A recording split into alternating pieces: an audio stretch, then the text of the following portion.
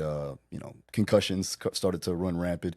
The problem there was that back then they didn't teach us how to hit. They just teach us how to lead with your head.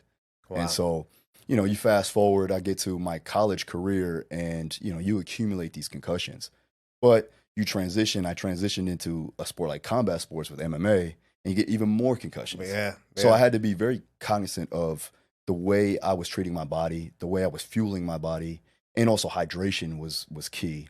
And it ultimately, at the end of the day, what stopped my career in MMA was concussions. I went through a training camp, and my last fight, actually the fight before my last one, we went and we were doing just regular technical sparring. And you know, typically it's light. You know, you're basically drilling.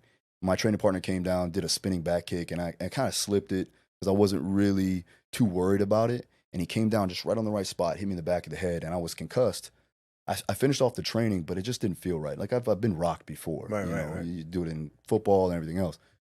And I went to a neurologist, and I was just like, man, I just don't feel right. And they ran some tests, and they said, listen, if you don't stop, by the time you're 50, you're going to have Alzheimer's. Wow.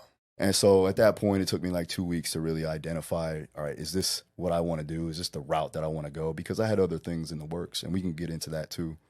But made the decision because I have a family, you know, I have a career, a professional career, and I knew that I was going to be able to take it further in the coaching realm. And so that's where it kind of transitioned. A lot of people ask me all the time, you know, do you miss fighting? Absolutely. Do I miss competing? Absolutely. And I still Right. compete, but I'm just not willing to put my brain through that type of trauma. Now,